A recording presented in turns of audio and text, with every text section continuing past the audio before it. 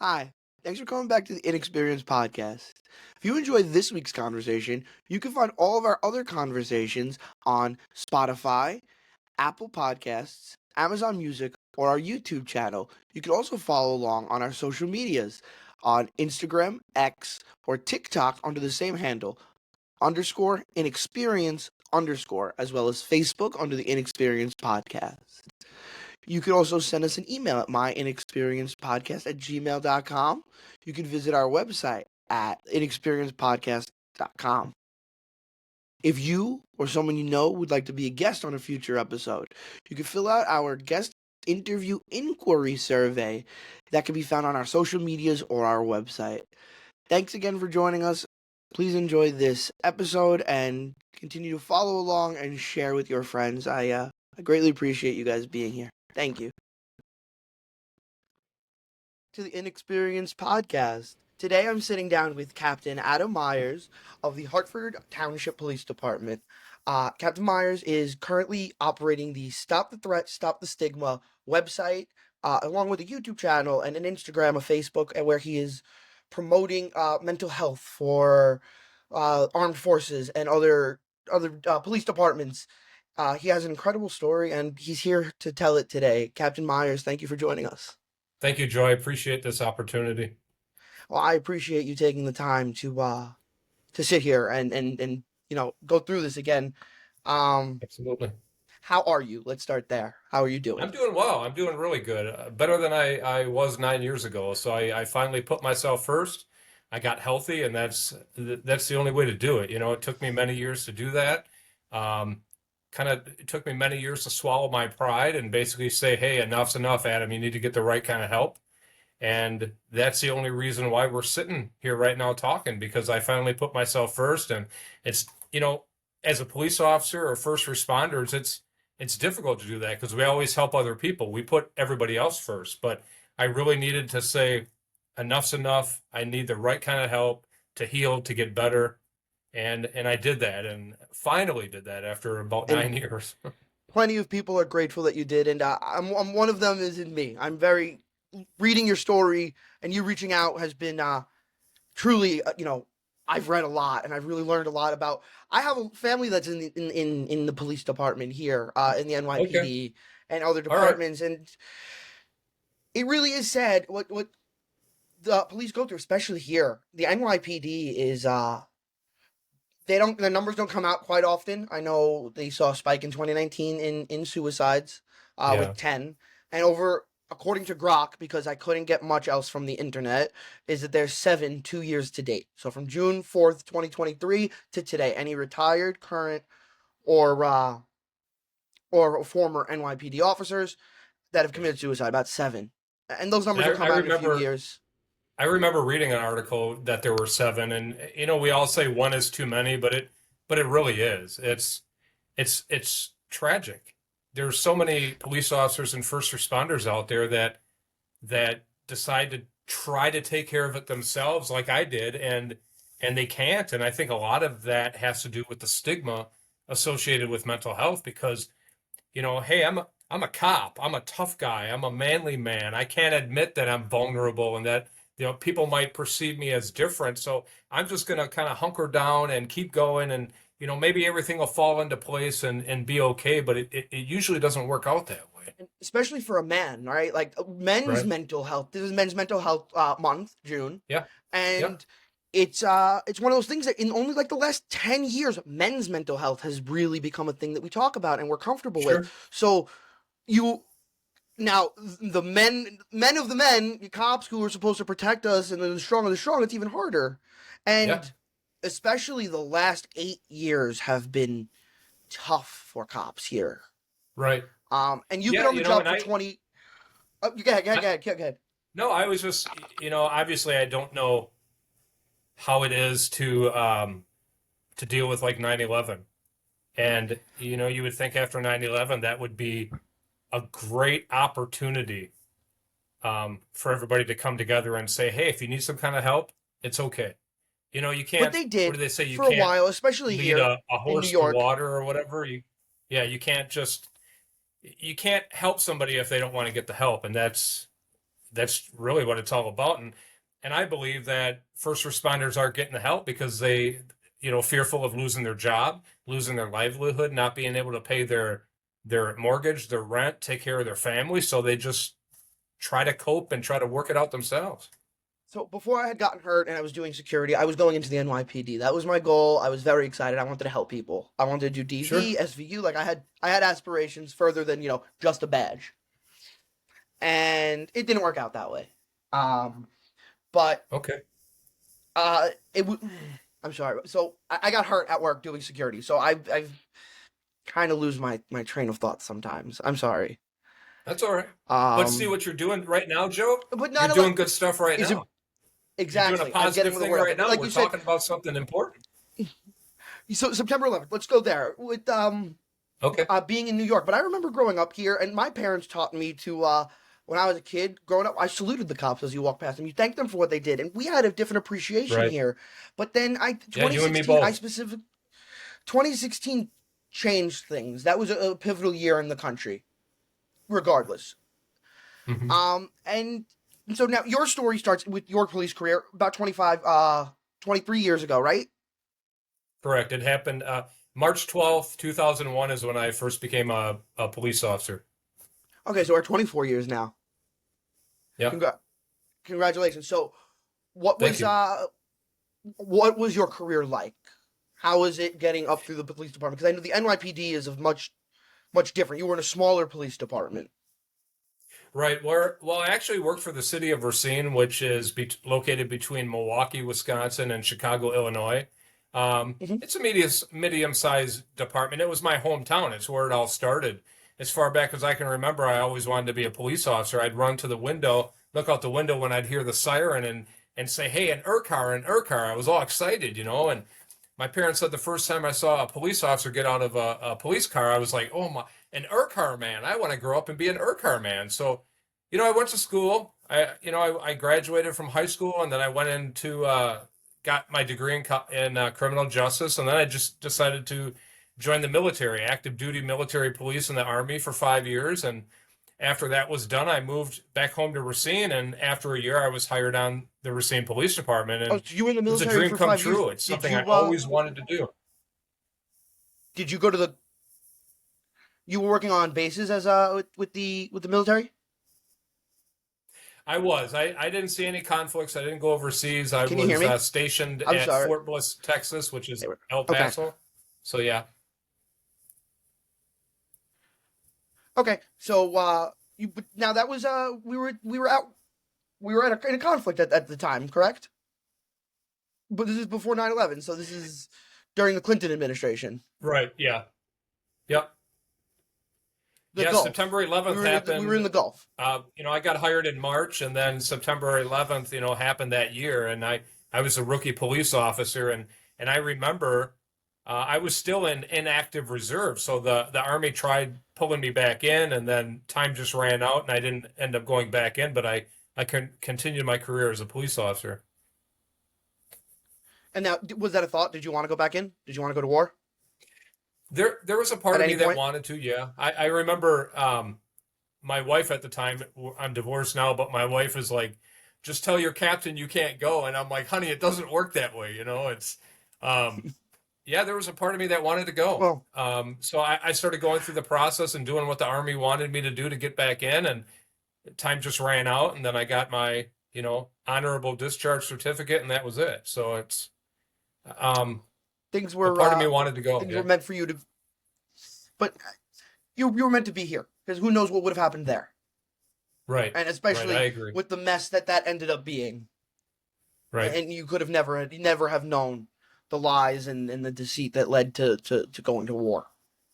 Sure. I could have went over, I So could have went to war and was killed. I mean, it's a very good exactly. possibility. So, So okay, so now you start in 2001, and you eventually make your way to the Lake Haley Police Department. When does that happen?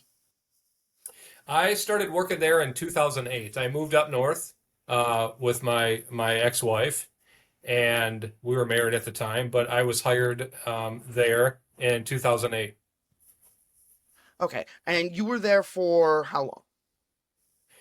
for 14 years. My shooting actually Okay. happened on April 8th, 2016, but I wasn't terminated until 2022. Okay. And were you so all right, let's start with the shooting itself and then we can get Okay, further along. So the shooting was April 8th, 2016. Can you walk me through that day a little bit? absolutely. It was Friday, April 8th, 2016, 5:15 p.m. Friday evening, busy.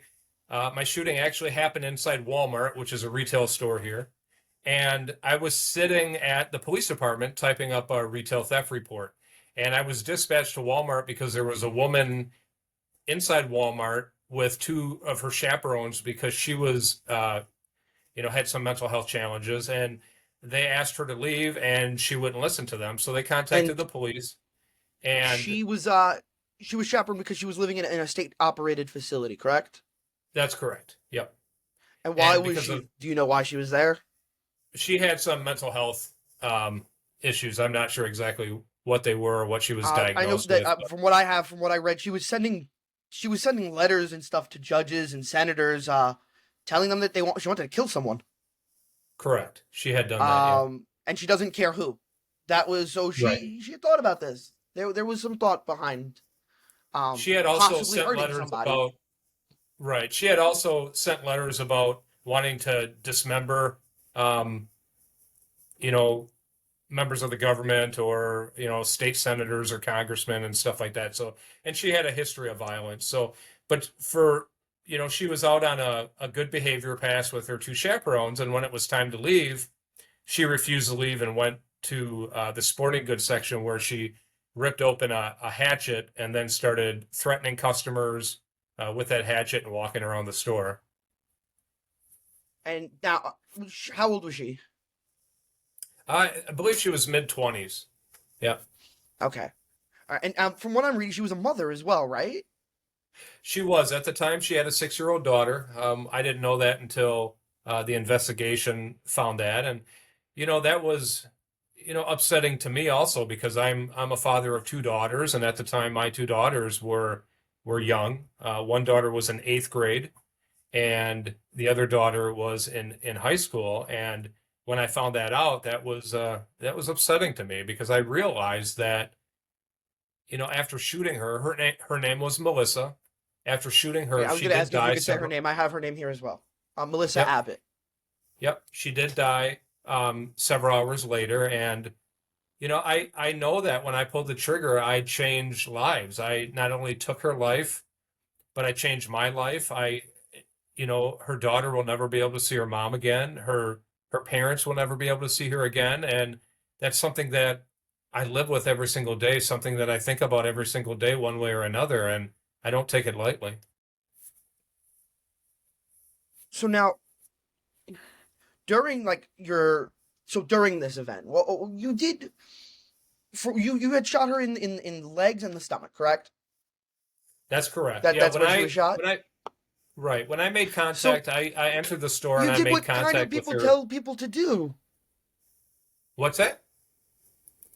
That's a non-fatal shot. That's a non-fatal shot, is it not?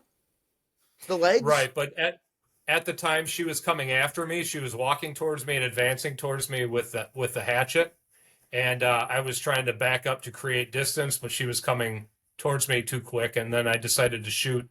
One shot did hit her in the leg, and the other shot hit her like right here in the sternum, and then she fell to the ground. Okay.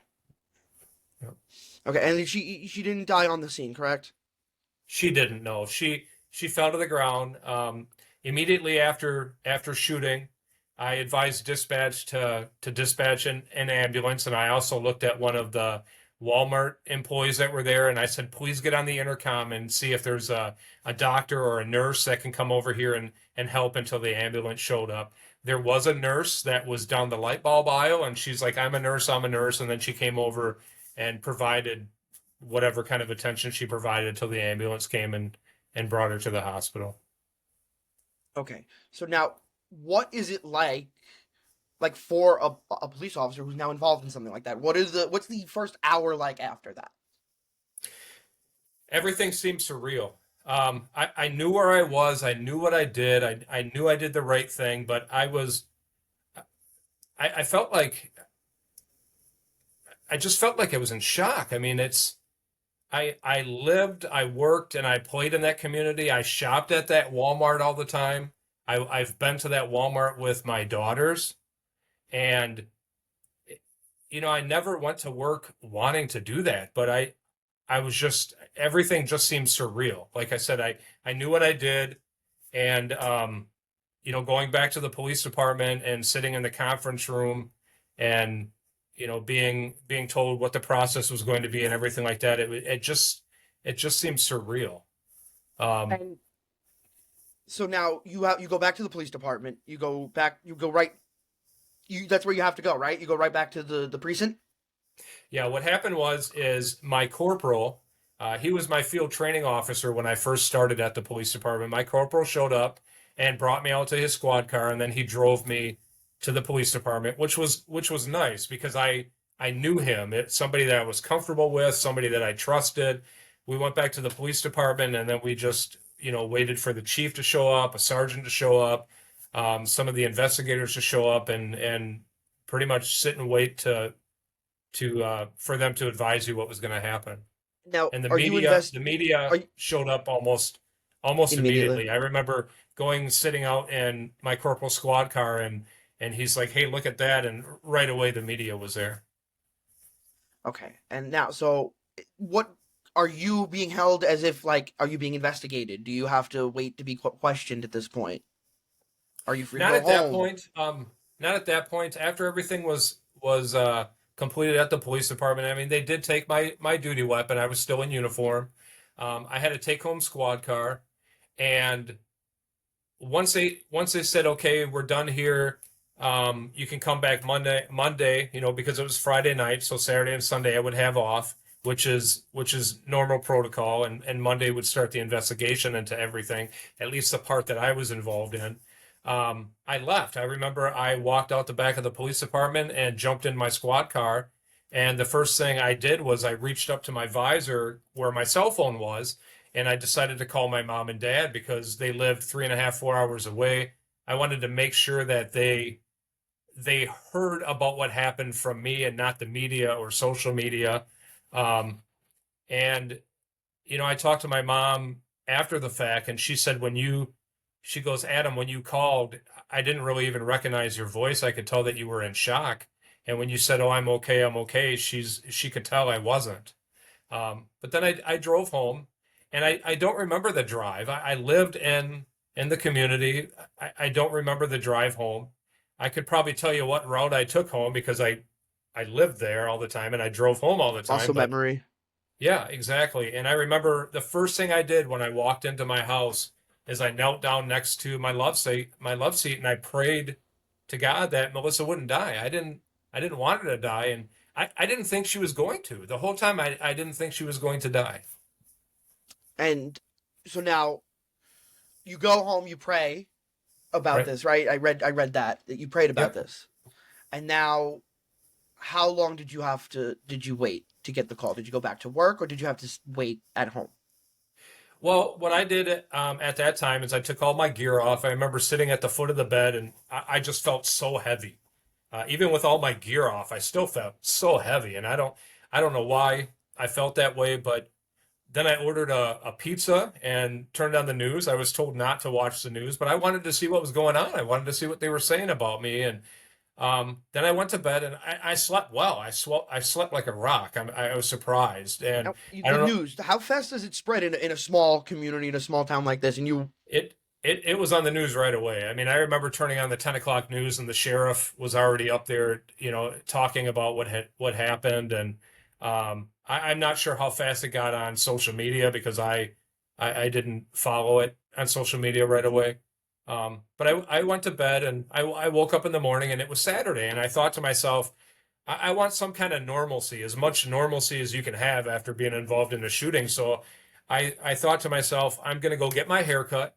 I'm going to go pick up my daughters, and started getting ready. And when I walked out to my car, my chief called me, and it was just kind of a, "Hey, how you doing?" type, conversation. I'm good. And he asked me when I could come in and see him. And I told him what I was going to do. And he told me, "Well, Adam, I didn't want to tell you this over the phone, but she died. And later on, we talked about that. And the reason why he told me on the phone is because he didn't want me to find out over the news or social media or from somebody else. He wanted to be able to tell me that. And I admire and I respect him for that, because that's important. You know, that's my chief, that's my boss. And I He remember was looking getting out off for the you. phone. What's that? He's looking out for you.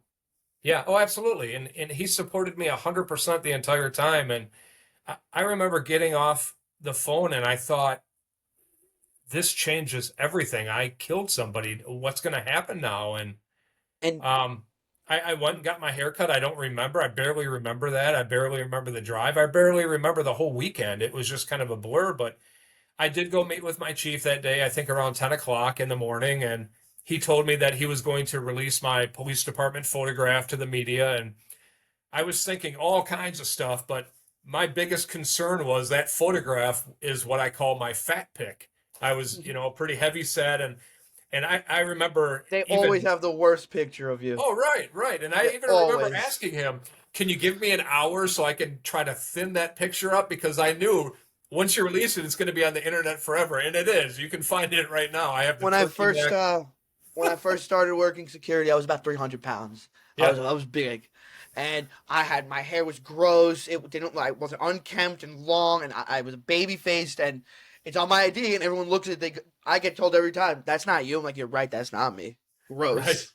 So everyone's Yeah. got that picture. Oh yeah, so that's what I was worried about. I'm thinking, really, Adam, you could be thinking about all kinds of stuff, and you're worried about your fat picture being out there. Who cares, And so Monday came, and I was driving to the sheriff's department because that's where I had to meet with investigators and attorneys and start, going through my shooting and the investigation. And I remember driving there, and I was really worried. I was worried that what if body camera, what if video at Walmart show things that I don't remember, or it doesn't play out the way I thought it played out. And for whatever reason, I didn't think Walmart had video. I don't know if I heard somebody say that, but I remember going to the sheriff's department, and when I arrived, one of the investigators said, and I perceived it to be sarcastic. I don't think he did, but they were talking about video, and he goes, "Oh, we got video." And I'm thinking, what does that mean? I was really worried. And when we went up into the big conference room and started listening to the 911 call and the videos and stuff, it was exactly how I remember it. I mean, there was a lot of stuff I don't remember. I was watching videos and I could see myself uh, responding and arriving and the shooting but a lot of it I don't remember. But when I'm looking at myself, I'm like, that's me. I'm doing what I'm trained to do. But some of that I don't remember doing it, but I'm doing it. The So heat of the moment, you're just moving.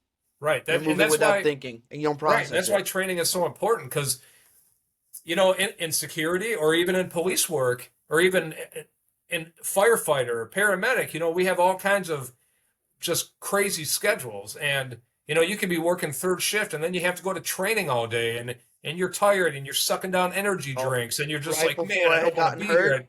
I was doing 50 to 70 hours a week. Right, right. And like I got my numbers back, and I look at my tax returns in 2023. That number compared to only working 4 months the year I got hurt, I had made half of what I made the year before. I was a dog. Yeah, I I mean, worked hard. I never slept. right, and that's the thing. You work third shift, and then you got to go to training from 8 a.m. to 5 p.m. You're Mm-hmm. beat, and if you have After an overnight having to go drive for, oh my god, an 8 hour yeah, class, right, brutal. and it's just you're barely in training. You're trying to learn everything, but then even before that, if you have kids, you got to move the kids around. Maybe somebody has to babysit them, or you have to change your schedule at daycare, and you have to change your schedule with your spouse if you're married, and it's you're all over the place, and it's but And it's just a training is life so without a important. schedule. It's a life Right, without a schedule, and just that alone is mentally, like, absolutely, really crippling. It really is, and you don't absolutely. realize that until you find a routine and you find what works for you. But living that life without a schedule is not great, and especially a Right. job where they don't even let you take off when you need to. I know plenty of cops that don't get off for their weddings. Yeah, I mean it's you have to have that good work life balance. It's not easy to have, but you need to for your mental health, for your physical health. It's so important because yeah, I remember once I got a set schedule, I look back and I'm like, wow, I used to do that. That's crazy. Why? Well, because I love being a cop and that's what it's all about. Well, you can still love being a cop and that's what it's all about, but do it in a And take care healthier of you. way. Hmm. Yeah, right, exactly. And we're finally learning that as a society. I know a lot of police departments are going to like 3 on 4 off schedules, Right, which is good. That's very, very good. But we need more cops to do that. right. I worked I, I worked a 4 on 4 off schedule one time, 10-hour shifts, and I loved it. It was great. yeah, well, that's great. Yeah. Yeah. Oh, that sounds like that's the perfect balance. It sounds. It seems. Yeah, it was really good. Yeah. And I'm sure it makes family life better. And so okay. So now going back. So now, when does it finally like hit you? When do you hit that like a wall, so to speak? I think it I think it hit me right away. I think it was a slippery slope. I think that phone call when I'm sitting in my car and I realized that I killed somebody, I think it hit me there. But um, I had a month off pending the investigation. I was cleared from the shooting, and a lot So of no people don't trial. know this. A lot of people don't know this, but when you're being investigated, you're labeled as a suspect until you're cleared and until they say it's a justifiable shoot. So, and I was even told that don't be surprised if you see your name and the letter S or the name suspect before or after your name. It's just the way it is. Protocol. We know you did the right thing. We still got to investigate. We have to. Well, that's Um, just how things go. Like John Elway right now is still under investigation for someone that fell off of his golf cart. He wasn't oh right, I drinking. heard about They yeah, didn't swerve, but they're going to investigate him anyway. And they do this with everything. And of course, I mean, a right, police involved shooting is one of those things where they're gonna do it all the way through. But you sure. didn't have to go to trial, correct? I didn't. No, I didn't. Okay, so that is one thing at least awful. That's hard. Going to Yeah, trial is rough. Having to relive it in that to everyone telling you that you're wrong. I'm trying to prove you right, wrong. So right. I'm And glad. I I'm definitely never, glad you didn't have to do that. I never second guessed myself. I never second guessed myself. I never thought I did the wrong thing. I mean, at the time, I had been a police officer for umpteen years, and I know if I could have used my pepper spray, my taser, my baton, I would have. Um, but this was just a different, critical incident, and it was tragic. No matter how you look at it, somebody's life was taken, and it's tragic. But I know I did the right thing, and I never And second guessed myself, not even to this day. it's true what they say too, because like you don't know when the heat of the moment. What I did and what you did are completely worlds different. But they had a hearing for me, and they sat me down at a desk, and they asked me. I broke up a fight. That's how I got hurt Okay, at work, and they asked me, "Why did you do this way?" And I was like, "That person was coming at me. I didn't throw. We're not allowed to throw punches, allegedly, so I didn't. So why like." I had the fortitude to think about that. I didn't think about every rule that you arbitrary rule that you have. So I can't imagine in your situation where it is actually life or death. I don't think I was ever at risk of dying, but I was protecting people. right, But yours was life or death. I can understand not remembering and not knowing what's going on. And that's like people miss the right. human side of things. Exactly, and that's why I think it's important for us to talk about this right now is and for me to be transparent. I mean, you talk about when did I really start suffering and before my shooting I collected wine and after my shooting I went through those wine bottles really quickly and then I started drinking vodka. I have a bottle of 750 milliliter vodka right here and I would drink this in 30 minutes or less and sleep the day away. I would um, you know make my own cocktails. I have a simulated wine glass right here, and I would take like Nyquil, or I would even take like ZzzQuil and pour it in my wine. And there was one time I reached into the medicine cabinet and took my daughter's prescription cough medicine because it had codeine in it, and codeine makes you feel all warm and fuzzy and good. And I was just looking for something to numb the pain, something to take away my depression, my thoughts, my stress, my anxiety, everything. But all that did was cause more stress, anxiety, depression. It didn't help. It may have helped momentarily, but it wasn't fixing anything. And how long was the cycle? Years. I mean, it was years. I mean, I'm wearing this tactical vest that a lot of police officers wear, and then I have this patch right here, alcohol, casual sex, and drugs. Those were my poor coping strategies. And I did that for years. I mean, I just explained how I abused alcohol, but, for example, casual sex, I would meet women online strictly to have sex, and it was, mutual, and we'd meet, and sometimes within 30 minutes we'd have sex. And there was one time that I was laying in bed with a woman after we had sex, and I just didn't like myself. I was thinking, you have to stop this, Adam. Very self-destructive behavior. And I was always worried that maybe I would, catch an STD, or maybe I would get her pregnant. But even that worry wasn't enough for me to stop. I would continue to do it. I mean, there were times that, let's say, I'd have sex with somebody at 10 o'clock in the morning, and then have sex with another woman at 3 Was p.m. it And was it for a thrill or was it for numbing? for both, I mean, it felt good. It was exciting. It was playful. It was enjoyable. But it was also numbing, because it took the depression, the thoughts away. It was kind of a instant feel good. And but after a while, I didn't like myself. And I remember laying there in bed thinking, you have to stop, because I don't like myself, and this isn't working for you. And I talk about drugs as I tried marijuana for the first time, and a lot of people think, pot, that's not a big deal, but it was to me, because all my life I prided myself in never doing any kind of drugs. And I smoked marijuana, and I tried, a marijuana gummy, and I was always so intoxicated. I don't even remember being high. Yeah. And So not like, wow, I wish I wasn't drunk so I could experience the high, but all my life I stayed away from that. And after my shooting, I just didn't care. I didn't care about any of that. I wanted to find the next thing that would make me feel good, that would take away the pain, that would, and it was just very self-destructive behavior. for me over the last 2 years and having to cope with, like, I'm at home a lot. I have a really bad back now. And I'm getting Okay. better and I'm doing better and it's day by That's day, good. but it's a long process and it was been 2 years of just like at home. And I also went through this where they gave me Oxy. Yeah, Refused to take it. I will not take it. I've never taken one of them. If they give me a surgery, I will. But I had the mindset of like, that ain't it. So they put me on medical cannabis. okay. Um, and I never really smoked before. I took Delta 8 every once in a while to Mhm. recover because I was working so often. So like I was Right, using it as a supplement, not as a. It's not even really drugs. Delta 8. It's like it's so right. it's different. Um, so that's how I was using it. And then all of a sudden I got hurt, and now I'm smoking 7 times a day at one point. Just a couple months ago. Now I've gotten it down to 2 times a day, but I take no pharmaceutical pills, which I'm very proud of. It took a Yeah, while, and I got very sick.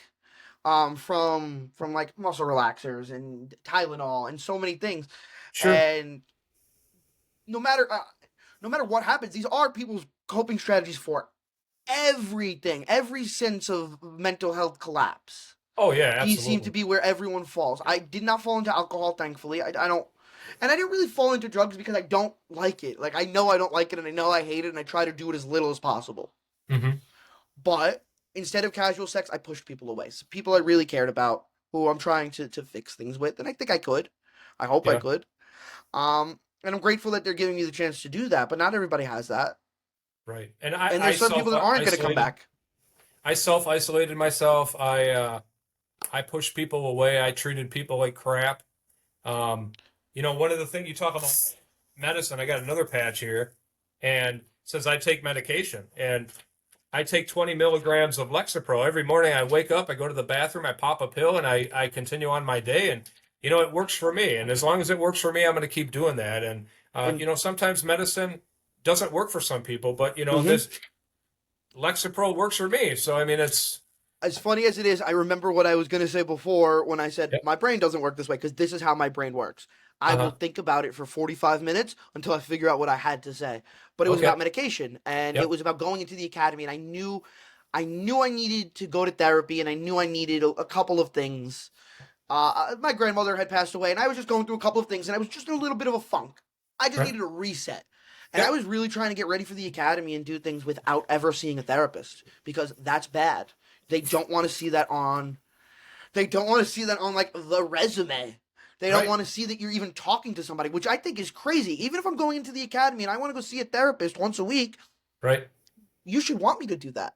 And And I then if do. I'm going, Yeah, I see a therapist every Monday at 5 p.m. I'm sitting on the couch. I absolutely love her. She's great.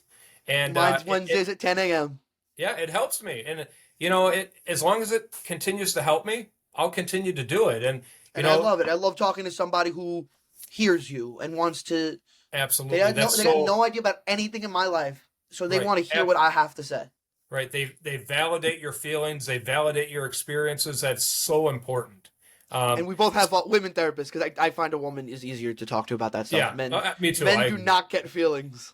Right. And that's another thing that I did. I'm a certified peer specialist in the state of Wisconsin, and once I found out that I could do that, I jumped on the training right away because it's my lived experience. There's so many other police officers, first responders, really no matter what profession you're in. You can even be unemployed. It doesn't matter, but you have that lived experience. I found out, especially I discovered, especially with mental health, you could live 3 miles away from me or 3,000 miles away, and we can still have the same type of conversations about mental health, and we can still talk about it, and we can still understand each other. I mean, And so I when I think that's became a really peer important specialist, conversation.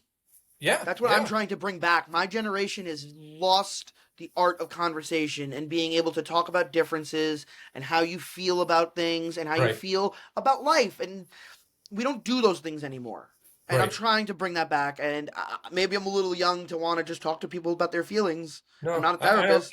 I think that's great, Joe. I think what you're doing is great. That's it. Communication is important. It's important in all aspects of life. It's important in your job. It's important in your relationships. Either, intimate relationships or just relationships you have with your friends and your family. I mean, and people just don't communicate the way they used to. And I wish people I would get back to that. I will say I think that we are. Like I don't know. I feel like people are more willing to just hey, like yesterday I was in a train station. I was writing in a notebook and a kid who was a couple years younger than me came up to me and was like, "Hey, what are you writing?" And we started talking and he was That's wearing a great. Yankee jersey for like an obscure player that we both like, Clint Yeah. Frazier, and we were just talking about that and he was a younger kid and I gave him a little bit of advice. I was like, "Listen, just you should do things analog. Like you should do things on pen and paper because you're going to Yep. remember it better and you're going to when you go to work and then they see that you're writing in a notebook and they're going to ask you why. Like you just asked me why. And now you're going to have a conversation about that and they're going to see that you're trying." Yeah, that's great. Just like And back in I the day, people used to mail each other, handwritten letters and send each other mhm. cards and stuff like that. And And I'm a it was, cornball, I'm a cheeseball. Like I do that. I'll write my friends long like texts and be like, one that's of my friends good. is in med school, and I think it's very important to just like, hey, we're proud of you. Like no matter what's going on, I know it's tough right now. You're in a little bit of a hole and you're in a cave where you don't talk to anybody, but you're killing it. Like keep doing it and keep pushing. But we don't do Yeah. that anymore. No, they People don't. That's people really, don't do really that. They important. don't I root for mean, each other.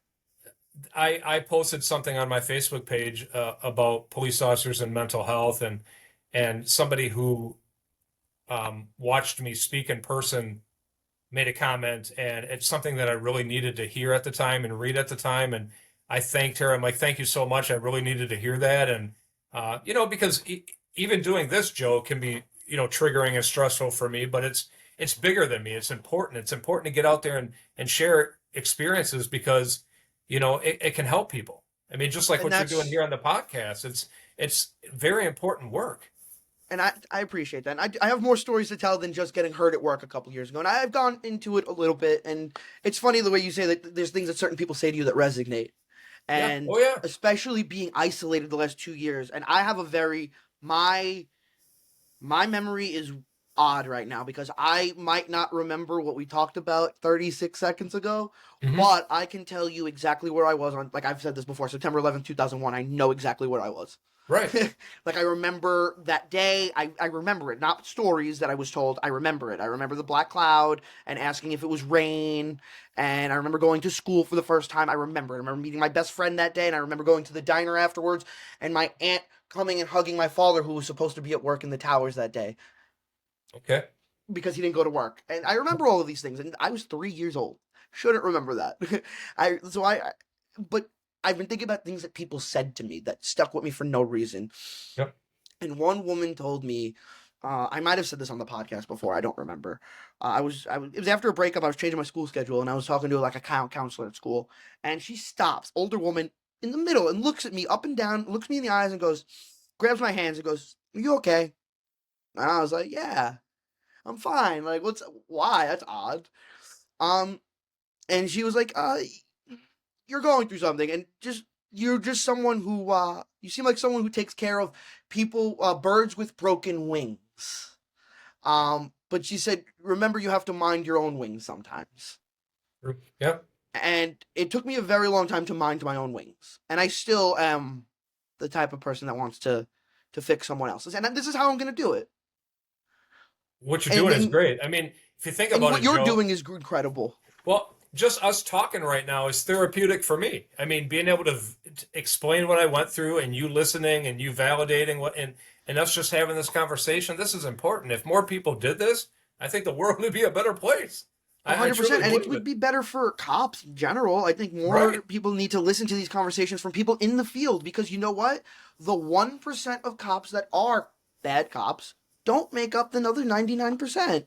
Right. Right. And there's And so many cops. We're in New York alone. It's a militia. There's 30,000 of them, and for the fact that there is really not daily news about malpractice in the NYPD or things going poorly is impressive to the way that they do training here. The NYPD is incredible. yep. But Yep. not every police department has that, and not people. A lot of people don't understand that. And I think that's part of the problem of the conversations that we have, especially surrounding police. A lot of my friends are ignorant to the idea that like other police departments need help, and that they don't have body cam footage yet, and that they don't do things 100% by the book, and some of them are still like Wild West police stations. You know, you say body camera. I'm surprised that some police departments don't have squad cameras and body cameras. I'm like, wow. And I know those things are expensive and there are grants But they but help I'm like, everybody. It's a wow. no-brainer. They help the cop too. We've seen plenty of footage come out where cops are being attacked, and then Yeah. that's it. Case closed. Yeah. I'm a strong supporter of body cameras, squad cameras. Yeah, absolutely. Those are really Yeah, good tools to have. and if you don't want it, there's a reason. That's just how I see it. And Right. then we should start asking more questions. But like, so you, so okay, let's go back to you now. Your your journey a little bit more. Okay. So now you go through these years of alcohol and sex and drugs, and when does it you sign a contract to yourself is when it comes Right. I to did. a It was close. on, I think it was September of 2019. It was like 9:58 in the morning. And you're And I still don't at the even same remember police department, and you're still working there at this time. where's that? You're still working at the same police department at Lake Haley at that time. Yeah, I am. Yep. And Okay. I write the contract, and I don't remember, but it must have been a good night. I must have drank a lot or something, and somewhere internally, I knew that this ain't working for you. You got to knock this off. This ain't working for you. So I wrote the contract, and um, it didn't help. It didn't work. It still took me several years to move past that. But I do remember when I started slowing down drinking, what I did was I tried to go back to how it was before my shooting and only drinking wine. And what I would do is, not all the time, but I was doing my best to try to get back to that. But, you know, I'd pour a glass of wine and then whatever was left over in the wine bottle, I'd pour it down the sink so I wouldn't drink the whole bottle. Um, but it took many years to get over those poor coping. And what happened is New Year's Eve, 2021. I was a detective at the time, but I was working a patrol shift, and I got in my squad car at 11 a.m. And I sat down, I was getting everything ready, and I said, you know what? I'm done. I quit. I ain't doing this no more. And I don't think I wanted to quit being a police officer. I think I wanted to quit coping the way I had been coping for years because it wasn't working for me anymore. And I finally said, enough's enough. I'm done. So I You needed a reached cold out turkey to, break. You needed just to stop everything else in your life. yeah, absolutely. I was just done. And I reached out to a sergeant I knew and I said, I need you to come with me to the chief because I'm quitting. I can't do this anymore. And we went in and sat down, talked to the chief. They were very supportive. They said, just go home, take some time off, let us know when you're ready to come back. And I did that. And I think it was about 2 weeks. And I called the chief and I said, yeah, I'm ready to come back. And he said, well, the only way you can come back is you have to have a fitness for duty test. You have a psychological evaluation first. And I was all for it because I had been speaking about my mental health and my shooting since 2019. And I was a strong, and I still am, strong mental health advocate. And I'm like, all right, we can go get this testing because I'm fine. I don't need some testing. You know, I did, but I was telling myself I didn't. And I remember driving. Denial. Yeah, I Denial. mean, It's natural. yeah, the test was from 9 a.m. until 4 p.m. It was a day long test, different things. And I'm driving um, to the psychologist's office, and I thought to myself, I'm gonna lie. I'm gonna lie. I'm gonna try to beat the test. I'm not gonna be honest. I'm fine. I don't need to do this. And then when I got there, I'm sitting in the waiting room, and I said, you know what, Adam, you have to be honest. The only way you're going to get better and get the kind of help you need is if you're honest. You have to. You can't lie. And I chose to be honest. And after the testing, I was diagnosed with major depressive disorder, PTSD, acute stress with dissociative features, and I have my examination right here, and I opened it up and I started reading it and I started crying because these were answers to questions I had for years. It talks about self-isolating. It talks about having difficulties in relationships. And I'm like, this is me. Now, sure, I was sad reading it, but then I'm thinking, what do I got to do to get better now? These are the answers. Let's start working on getting better. So I was able to get a 90-day leave of absence, and I started going to therapy 2-3 times a week. And it was helpful. I was feeling better. I was doing better. I didn't miss any appointments. And, there was a time during that leave of absence that I was put on a safety plan because in this psychological evaluation, there were, they talked about how there were some suicidal ideations. And I was all for it. I was okay with being on a safety plan. But, when it involves you, it's different. I mean, for years, I was always there for other people when they needed help, when they were put on safety plans. But when it's you, it's different. It's just completely different. And but I moved past that, and that right after I was put on a safety plan, I received a order from the police department. One of the sergeants came out to my house and gave me an order to immediately cease and desist speaking about my mental health when it comes to my shooting. And I have it right here.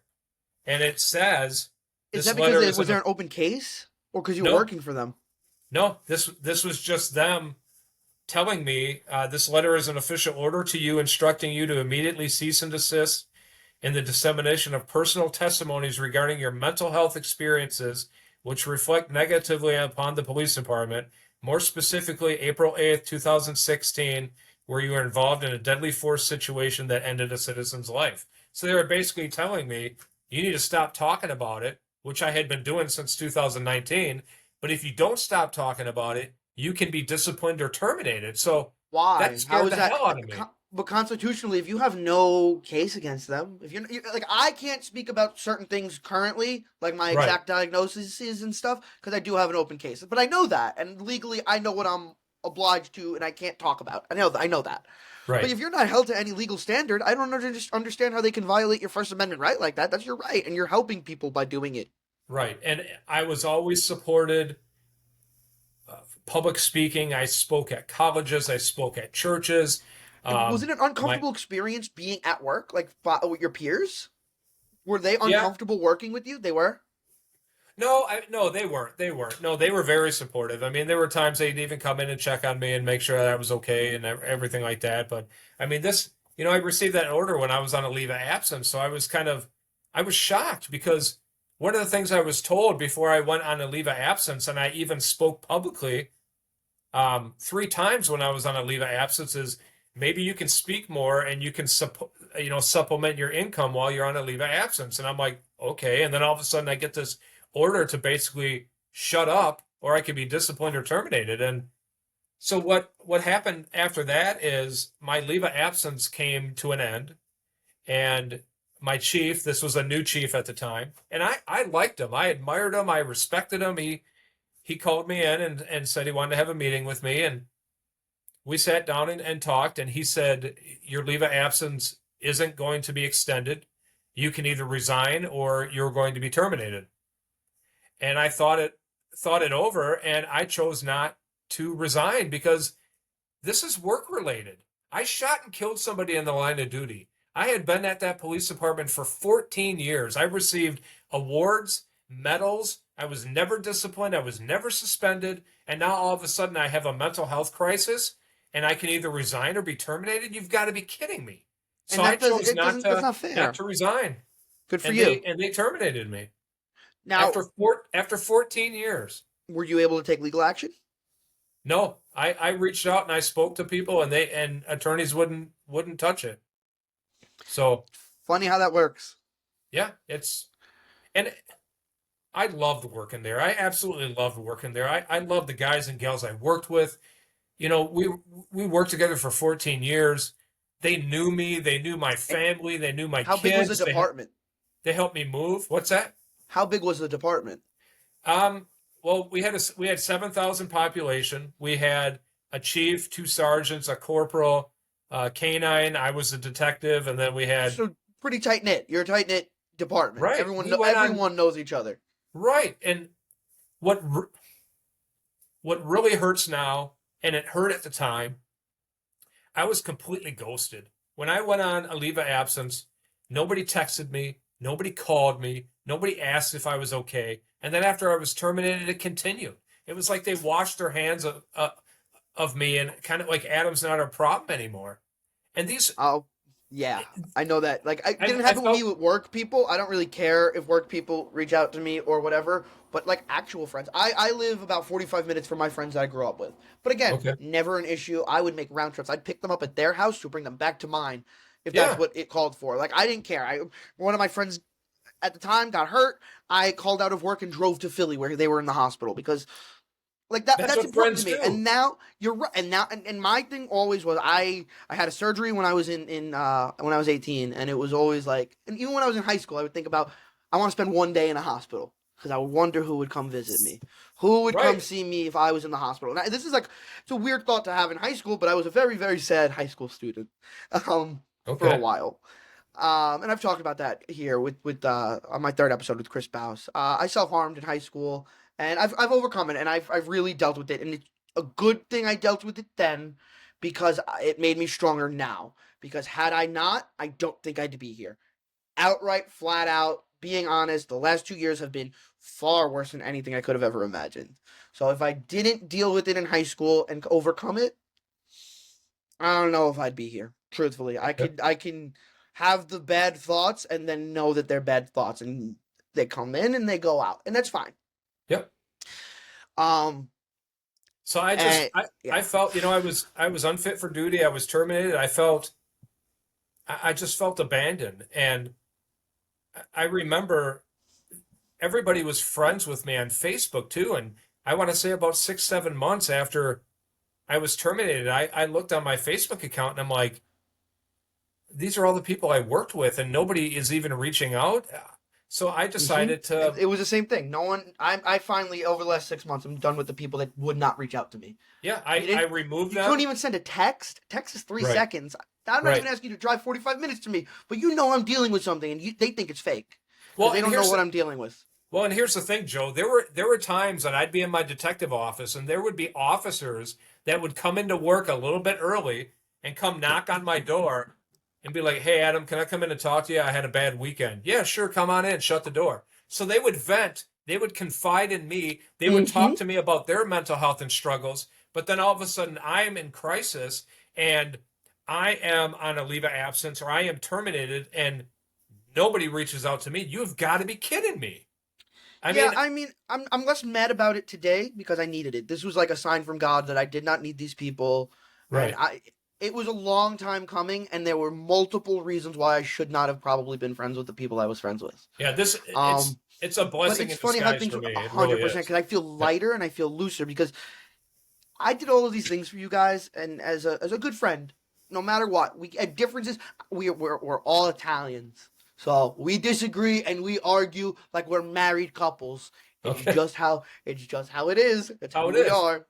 Um, We're hotheads from Brooklyn, but we always got better. But then all of a sudden it was like, oh, it's not getting better, and it's because I'm not around. But you're not making an effort to come see me or reach out to me, and every time you do, it's because you need something. It's not because you want to talk to me. You want to Right, buy tickets from me, or you're going to the venues I worked at, and you have questions.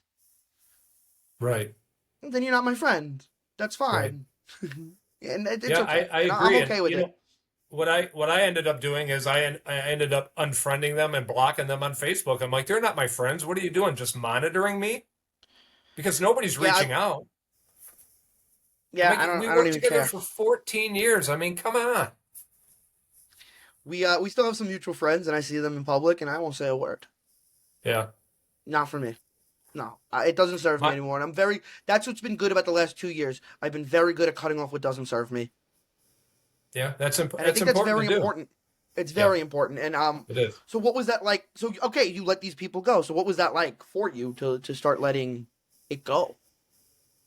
I knew I had to do it. It didn't make it any easier, but it was important to do because, I had thought about doing it before, but then I really had a good deep conversation with myself, and I was like, you know what? If they were truly my friends, like you said about text messaging, it takes you what, a couple seconds? They But could text everybody, me, they they can could text when they want email to me. argue. They can Yeah. text you I, paragraphs at a time when they want to yell at you and tell you what you oh did is yeah. wrong. Uh-huh. So I just accepted that, this is how it is and I'm moving on and I'm working on healing myself and I don't need that. And it was difficult because I really did enjoy working with those people. I mean, it was a brotherhood, a sisterhood. They were like a second family to me, but I came to the realization that they just didn't care enough or they would simply send a text or communicate some way with me and they just didn't do it. So that's when I just started putting myself first. I'm like, hey, it's all about me. I need to get better. I need to get healthy. And if I need to cut these people out, I'll do that. And, I haven't always been that kind of person, but I did what I had to do. So, Now, when you do cut those people off, what do you replace the time with? Like the time that you were spending with these people. Now, were there positive changes from this that you saw? How soon did you see them after? well, I moved 3.5, 4 hours away from the area where I was a police officer, where I was terminated. So I Closer don't to your bump into parents? them. Yeah, so I don't bump into them anymore. I live near Milwaukee, Wisconsin right now. Is this where your parents Um, were? I know you said your parents were about 4 hours away. You had called them. Yep. Yep. I Okay, moved I moved down by them nice. and just got back into therapy and started getting healthier again. And my two daughters live up near that community, and every time I go visit, I always wonder and kind of worry if I'll ever bump into anybody. It's just a matter of time that I will. I know that if I see them first, I'll try to avoid them. Um, but if I don't, I'll probably shake their hand, hey, how you doing, stuff like that. But I'm not going to go into detail about my life because they don't deserve that. They don't, I needed them. They knew what I was going through. One way or My another, they knew I was mindset, going through. So my new mindset is if they want to know about me, they can see me Mondays on YouTube. yeah, Simple yep. as that. They can just reach out and ask, hey, Adam, how you doing? I'm It's okay. that simple. And I'm Yeah, the type of person that it takes a lot for me to not want to talk to you. So like ex-girlfriends, ex-friends, like I just texted someone I haven't talked to for 2 years to. I was like, "Hey bro, been a while. How you been?" I'm the type of person if I loved you once, there's a place in my heart for you yep. forever. It That's just that's how I feel. minimizes. Yeah, Maybe my heart grows around it. Um it's going to take a lot for these people, definitely, but I think that there's a place where I probably could change my relationship with them, yeah, evolve it, never be the same. yeah. But that's just how I am. Not everybody's like me, and I know that. And the people I've worked with, they're all good people. They are. I mean, I worked with them for years, so I know them in ways that other people don't know them. It's just hugely disappointing because I really truly needed the support, and I just felt like I was abandoned. And I accepted that and moved on and started working on myself and never looked back. I mean, I talk about it now and then, but I just realize it's a blessing in disguise. It's supposed to be that way, and I just move on. So now, what does that look like working on yourself? So now, how do you start building that ladder and getting out of that hole that it took years that you were digging and digging and digging for Yeah. years. Yeah, it was dirty. But what I did was, after I was terminated that day, I went home and I reached out to my sister, and my sister and I, Amy, we were chatting, and she goes, "What are you going to do?" And I'm like, "I don't know." And she goes, "Why don't you move down here?" And I told her, I said, I don't have much money. And she goes, "Well, all you got to do is get down here and we'll take care of the rest." So I moved down 3.5, 4 hours away and moved into my sister's basement. We always joke that, hey, I'm not in mom and dad's basement, but I wasn't on therapy. I wasn't in therapy. I wasn't taking meds. But she saw that I needed that. She was on the outside looking in and behind my back, and I'm blessed. I'm not upset with her at all. She was looking for a therapist for me, and that's actually who I see now.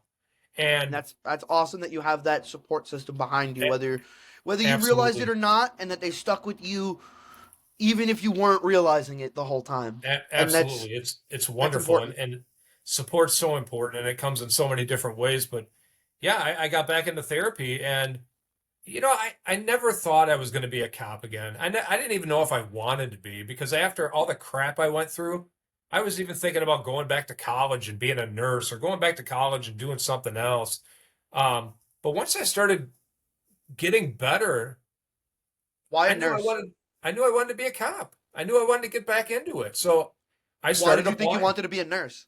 Why that route? Is it Well, because I like because of what helping happened? people. Yeah, I like helping people, and my sister's a nurse, and most of my family are doctors and nurses. So, and there's been times I've worked in hospitals, and I'm like, hey, why not? And I even remember talking to my sister, and she goes, yeah, you can go back to school to be a nurse, Adam, but that's not who you are. You're a cop. It's not going to be the same. And once I started getting healthier, I knew I wanted to get back into it. So I started applying, and um, I sent out 50 applications to police department.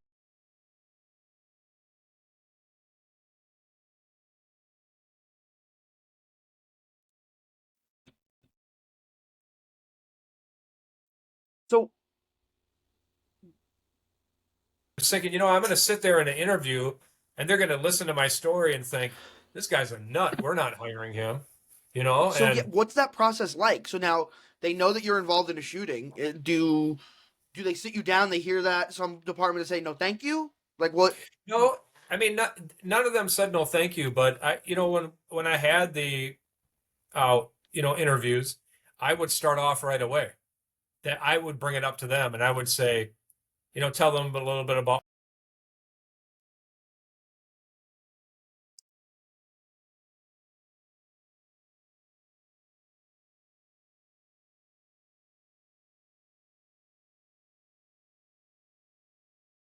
But I just want to let you know up front, this is what happened to me, and they all said they appreciated it, and in a 2 week period, 3 police departments from 3 separate counties offered me jobs. So I got.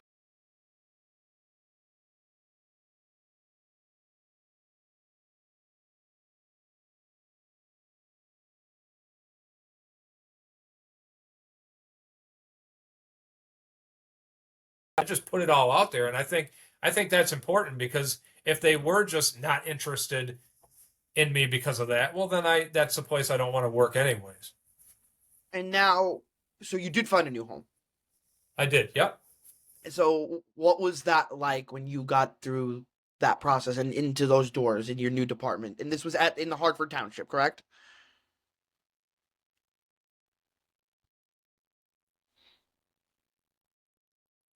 Sean McGee, he hired me, and our police department has a lake patrol and a therapy dog, so that's great. Chief and I were out on the boat on our lake, and he told me, "Hey, Adam,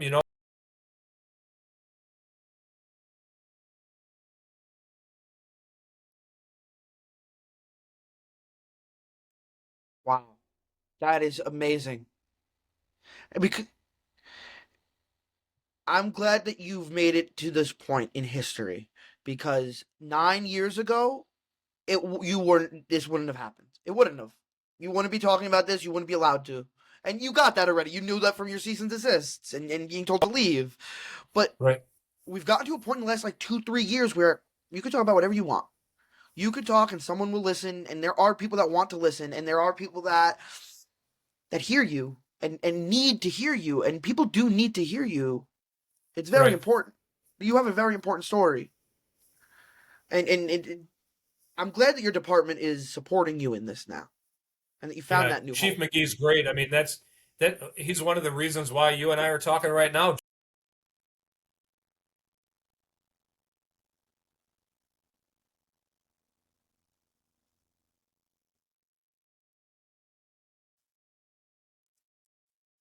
My brother's rewatching Cheers, so we're gonna jump down the Frasier train soon.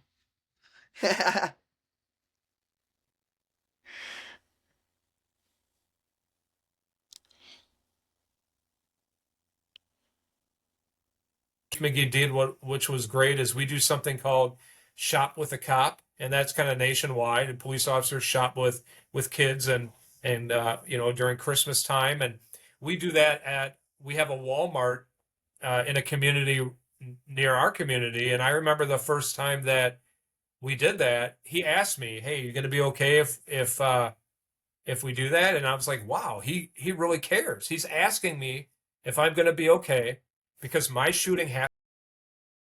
that's that's impressive. That's so especially for a dude who's older. My generation is a little bit softer, but like the older generation to have that foresight and to think that that could have an effect on you is very important. And he obviously is a very good leader. These are important factors in leaders, and you build stronger, more confident police departments this way.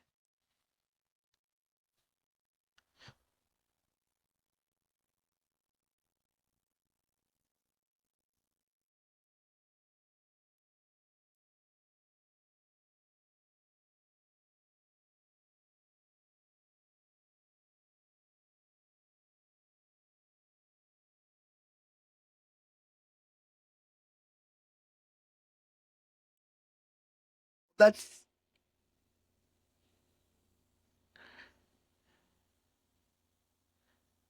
Where you work, if you're unemployed, from your family, from your friends, from friends, your anyone. employers, it is so important. You need unfeathered access to be able to say the craziest thing on your mind and have someone You say, "I understand where you're coming from." right. And you want to not You feel have crazy when you say those things. Like, right. I'm learning now that I overthink. I'm a ruminator, and I know that way more now than I did 2 years ago. I know that now, and I can identify that, and Well, that's good that I can identify it. when But I you think talk about about everything, every aspect of everything.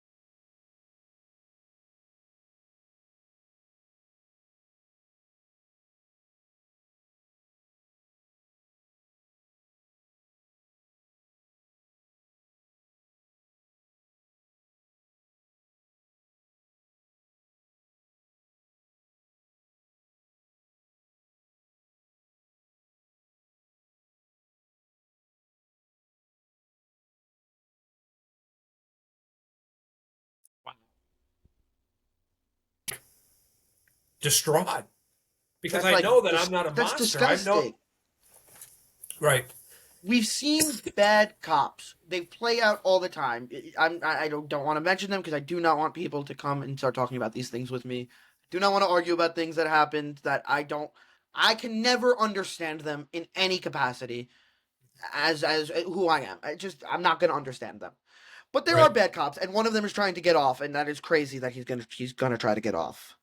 The two worst ones were before your shooting, Mike Brown was in Missouri Midwest.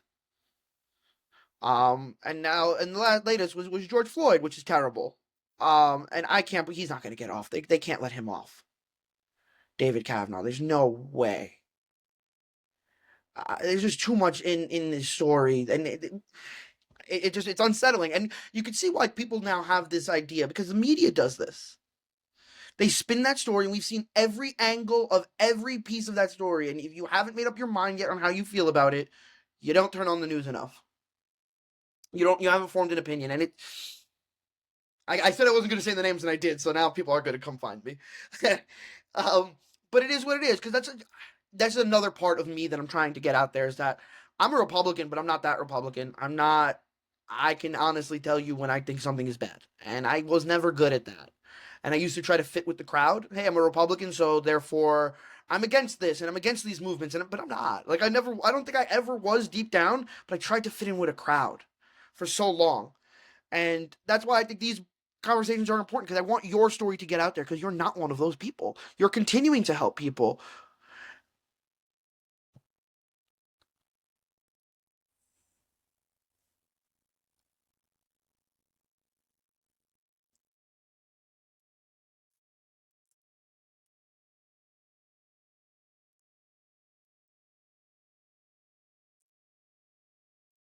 Even what I read was very fair, especially given the time. As divisive as 2016, April 2016 was, Yep. uh, it was pretty even. It was pretty fair on both accounts. They did well by you as an innocent cop who did what he had to do, and Right. also telling her story of struggle. She did struggle for a Yeah. long time, And unfortunately.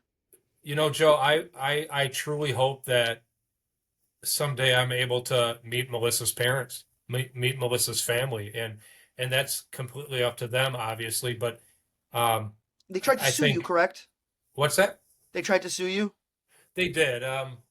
They filed a lawsuit um, against me, against the police department, against Walmart. After a year, they dropped the lawsuit against me, against the police department, and it's my understanding, they just strictly went after Walmart. How those things go. Yeah. All right. Well, I'm glad that you got out of that, because every cop eventually gets lawsuits at some point in their career. That's just how it goes. But to then have to like rehash that, in thank God you didn't have to go to court for that too, because court is not fun. Talking to a judge about what's wrong and what's going on is not fun. Even in my capacity, I hate it. They tell me you got a court date, and I'm like, oh, this is anxiety. This is not going to be fun. It's going to be someone that tells me to say yes or no, and that I really can't tell my story. And then at the end of it, I'm just going to be upset with whatever the decision that you made is regarding my life. And that's just kind of what it's been. Um, and it's tough. It's tough. But we rally. We wake up every day and we push. And my daily routine and my new life that I've really tried to build the last couple of months has been important. And I just, even through this conversation, I'm trying to. There's a letter that I wrote to somebody, and you talk about honesty and being honest for the first time. And I wrote this letter to a person that I definitely sabotaged what was, could have been, or what was, or what could be. Who knows? And um, I still read that letter, and that letter does push me a little bit today. Whether that person's gonna come back or not, who knows? But it's important to have those things that you do read, and that they do push you to do better, because that it is my reminder to do better at the end of the day. Um, that was over the summer, and then I talk about it a little bit. Luigi Mangione had oddly enough a tremendous impact on me. I didn't think he would. I don't really. He's a bad person if he did it. Allegedly, he did this. The courts will decide, but we'll see. Had he not done that, I would have never known to do my research. I would have never looked into the medical industry and looked into my injuries, and I really would have kept trusting lawyers and doctors forever. And I'm very grateful I did. It shouldn't have been that extreme of a thing to happen, but since then my life has really turned around, and I've learned to build these routines and these things that I do every day. What is your everyday now? Literally my everyday now is I wake up at 3:15, 3:30. Um, Take my Lexapro, go to the bathroom, make a pot of coffee, take a shower, watch the news a little bit, and then head to work. It's just and then I'm done with work around 3:30 p.m. and try to go for a walk, eat healthy, just get out there and do what I enjoy to do. It's so important to eat healthy. Just Yeah, So everything feels important. better. I think I definitely had a problem with all of the pills that I was on, and my stomach gave up on me about a year ago, and it took a very long time and a couple of bad doctors in between to figure out what was going on with me, and I had to do it on my own. Mhm. I'm still doing it on my own, kind of with the stomach problems. They won't help me with that, but and it's better. Thank God it's better because I took the steps to change my diet, and when you do that, your head clears up and your skin clears up, and you realize, oh wow, it RFK might be a little crazy, but this one he's right on. He is Yeah, right about the food and things the are getting European better. things are Yeah, getting better. It's crazy. I start All you have meal to do is ask. yeah, I start meal prepping. I start, cooking real food. Yeah, my favorite. I love.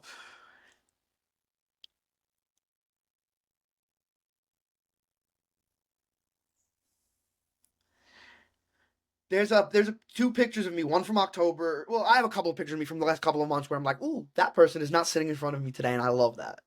Um, and I don't look like myself, and I love that. I've lost over 50 pounds twice in the last 4 years. Uh, Thank you. I appreciate that. I didn't think I was going to gain it back the first time, but I got hurt and I was on pills. But um, now I'm better, and now I'm losing weight again. Oh yeah, yeah, yeah. It's been now I'm kind of my hair's coming back. I was losing my hair. My hair was thinning, and that was killing me. My testosterone was probably way low, and I just got blood work like results from like a year ago and 6 months ago that I'm looking at side by side now, and I'm like, ooh, there's some red flags here that no one alerted me to because they don't want to. People don't want to see you get better. They won't tell you that food is the answer. Food is like medicine. It's crazy. And the European model of food is good, and it'll help people clear their mental health first and foremost. Red 40 creates problems in children that we know of. Like we know that Red 40 and Yellow 5 and all of these dyes create problems. But especially for adults, and those things interact with each other, and that plays a part on the mentals.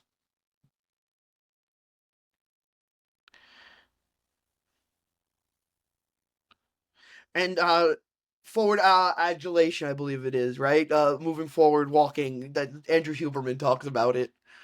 And it really is important. I do it every day. Well, I try to go on 2 walks now because I can, and I couldn't do that. I couldn't go on any walks. So I'm trying to make up for a year and a half with no walks at all. And it really does feel good. And I'm getting to a point where I'm better. And these conversations help because they give me a new outlook on things and how to look forward. And if you could do it, I could do it.